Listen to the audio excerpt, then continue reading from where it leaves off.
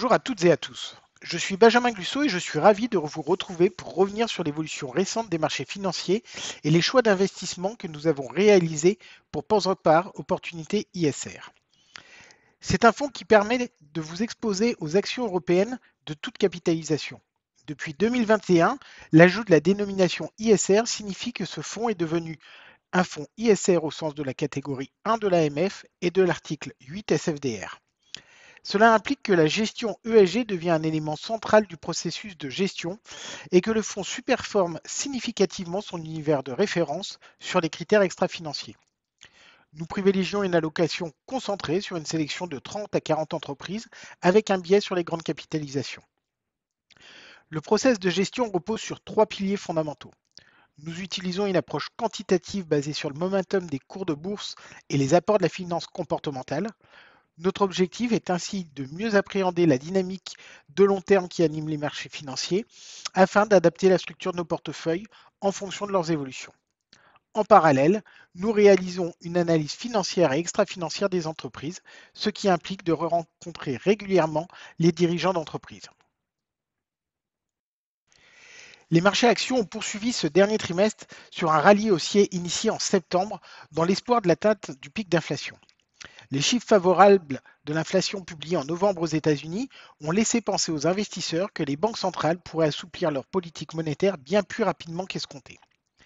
Les réunions du mois de décembre ont donc été l'occasion choisie par les banquiers centraux pour remettre l'église au centre du village. Une fois n'est pas coutume, c'est le discours particulièrement restrictif de Mme Lagarde qui aura eu des conséquences boursières les plus importantes. Cette dernière a clairement indiqué que l'objectif en matière d'inflation était loin d'être atteint et que des hausses de 50 points de base sont à attendre lors des deux prochaines réunions à minima. Si en comparaison l'intervention de M. Powell pouvait sembler plus légère, aucune baisse de taux n'est à l'ordre du jour pour l'année 2023. Il n'en fallait pas plus pour interrompre le rallye haussier sur le mois de décembre, notamment en raison des tensions sur les taux. Le Bund allemand a ainsi progressé de 60 points de base à la suite de l'intervention de Mme Lagarde. Dans cet environnement, les marchés actions parviennent tout de même à progresser fortement. L'Eurostoxx Net Return rebondit de 12,66% sur le trimestre, clôturant l'année sur une baisse de 12,3% seulement. Une fois n'est pas coutume, les valeurs financières et notamment bancaires sont les plus favorisées par le contexte actuel. Après la sortie de la politique de taux zéro en début d'année, la Banque centrale européenne achève 2022 avec un taux directeur à 2%. Les dépôts clients qui coûtaient 0,5% en début d'année offrent désormais une rémunération de 2%. Lors de son discours de décembre, Mme Lagarde a clairement indiqué que ce taux serait porté à au moins 3% d'ici la fin du premier semestre. Le gain sur les revenus d'intérêt est conséquent pour l'ensemble des banques de la zone euro. Par ailleurs, elle devrait profiter d'un effet ciseau positif puisque dans le même temps, le coût du risque devrait se réduire. En effet, peu de reprises de provisions ont été réalisées depuis la crise du Covid et à ce jour, les différents indicateurs avancés laissent entrevoir une récession de moindre ampleur qu'initialement anticipée. Bank of Ireland bénéficie du fort dynamisme de l'économie irlandaise qui croît de plus de 3% sur l'année. Par ailleurs, le rachat des activités irlandaises de KBC Group a enfin été conclu. Le titre s'apprécie de plus de 35% sur le trimestre. KBC Group, groupe bancaire belge, bénéficie également de cet alignement des planètes en progressant de 23,47%. La bonne génération de capital devrait permettre au groupe d'atteindre un ratio Tier 1 de 15,5%. Conformément à ses engagements, cette situation devrait déboucher sur l'annonce d'un programme de rachat d'actions de l'ordre de 500 millions d'euros. Cette annonce devrait être un catalyseur pour favoriser la revalorisation de l'un des groupes bancaires les plus fortement décotés. Du côté des assurances, AXA s'illustre avec une hausse de plus de 15% sur le trimestre. Le groupe français privilégie sa rentabilité en assumant une politique de hausse de prix significative, plus 9% sur l'assurance dommage des entreprises. La stratégie de réduction de l'exposition aux catastrophes naturelles de Excel Group a permis de limiter son exposition à l'ouragan Yann à seulement 0,7% de la totalité des dommages. Dans le secteur de l'industrie, qui nous semble opérer un retournement haussier de moyen terme, Airbus a su tirer son épingle du jeu avec une hausse de 24,9%. Malgré une mise en garde sur les difficultés rencontrées pour atteindre l'objectif de livraison initialement fixé, le groupe aéronautique a su rassurer le marché en insistant sur le fait que cela ne remettrait pas en cause ses objectifs de rentabilité et de génération de trésorerie. Si ces nouvelles sont évidemment positives, nous demeurons vigilants quant aux problématiques que rencontre la chaîne d'approvisionnement d'Airbus à l'aube d'une année 2023 où le groupe doit augmenter ses cadences de production. À l'opposé, les valeurs appartenant au sous-secteur des moyens de paiement ont particulièrement souffert au cours du mois de décembre. Les investisseurs se sont montrés particulièrement pessimistes à l'approche des fêtes de fin d'année, craignant notamment que les tendances fortement inflationnistes pèsent sur les dépenses consacrées aux achats de Noël. À notre niveau, nous estimons qu'une éventuelle baisse des volumes de transactions sera plus que compensée par la hausse des prix. En attendant la vérification de ces hypothèses, Worldline a ainsi baissé de 10% sur le trimestre et Nexi, acteur italien, de plus de 11%. Ce dernier a également subi la pression de la cession de 5,1% de son capital par Intesa Sanpaolo. Cette opération a aussi renforcé les craintes des investisseurs. Dans le secteur de la technologie, Capgemini enregistre une performance décevante avec une baisse de plus de 5%. Le groupe a régulièrement tenté de rassurer sur les tendances de marché.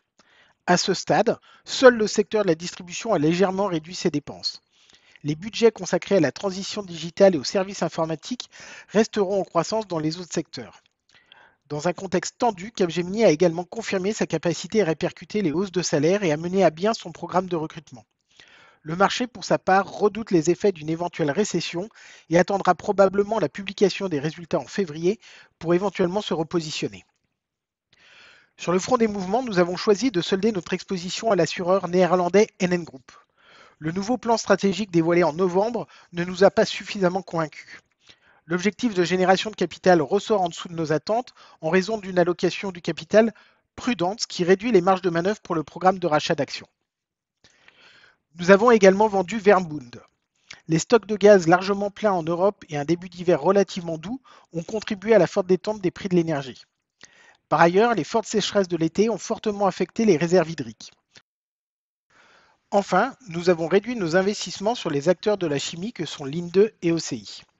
Dans le premier cas, l'annonce du projet de retrait de cotation en Allemagne prévu en mars 2023 devrait provoquer un flux vendeur important que nous avons préféré anticiper sur des niveaux de valorisation que nous jugeons satisfaisants. Pour OCI, la baisse des prix du gaz a permis à certains de ses concurrents de rouvrir des capacités de production qui avaient été fermées afin de protéger les marges. Cet élément engendre un afflux d'offres sur les engrais à base de nitrogène et donc sur leur prix. Par ailleurs, les catalyseurs à horizon 6 mois sont moins nombreux sur cette société qui s'est fortement revalorisée sur l'ensemble de l'exercice 2022. Pour les achats, nous avons cherché à augmenter notre exposition aux valeurs cycliques. Dans les moyens de paiement, nous avons initié Worldline et Nexi. Si le volume des transactions pourrait être mis sous pression par le ralentissement économique, nous estimons que l'environnement inflationniste demeure favorable au secteur. Par ailleurs, ces deux groupes demeurent des consolidateurs naturels d'une industrie encore fortement fragmentée en Europe. Dans le secteur de la construction, nous avons entré Arcadis, spécialiste des prestations de conseil et d'ingénierie dans les domaines des infrastructures et de l'environnement. Enfin, nous avons renforcé notre exposition au secteur automobile avec Renault. Le groupe a dévoilé son plan stratégique. Le management rompt avec les habitudes et se focalise désormais sur la rentabilité plutôt que les volumes. L'année 2023 sera une année riche en lancement de nouveaux produits, ce qui devrait permettre au groupe d'améliorer ses marges. Nous abordons l'année 2023 de manière constructive comme le traduisent nos derniers arbitrages afin de renforcer notre exposition aux valeurs cycliques. Bien que les derniers indicateurs macroéconomiques continuent de se détériorer, la récession à venir en Europe pourrait s'avérer moins profonde qu'anticipée. D'ailleurs, peu d'entreprises se sont montrées réellement négatives lors des dernières publications trimestrielles. Il conviendra également d'observer l'évolution de la réouverture de la Chine qui devrait être un réel facteur de soutien. Enfin, le véritable enjeu sera celui de la lutte contre l'inflation. Si le pic est très probablement derrière nous aux États-Unis, la réponse semble moins évidente en Europe. Je vous remercie de votre écoute. Les équipes commerciales et de gestion se tiennent à votre disposition pour vous apporter tous les compléments d'information que vous jugerez nécessaires. Ce podcast réalisé par Ports en Part Gestion est à destination d'une clientèle professionnelle. Il a été enregistré uniquement à titre d'information et ne constitue donc pas une incitation à investir ni un document contractuel. Les opinions émises dans ce podcast reflètent un jugement au jour de son enregistrement et sont donc susceptibles d'être modifiées à tout moment sans préavis. Les données chiffrées utilisées par Ports en Part Gestion proviennent de sources qu'elle estime fiables. Toutefois, Ports en Part Gestion ne saurait être tenu responsable de toute décision prise ou non sur la base d'une information contenue dans ce document, ni de l'utilisation qui pourrait en être faite par un tiers. Pour plus d'informations, connectez-vous sur www.portsenpargestion.fr. Merci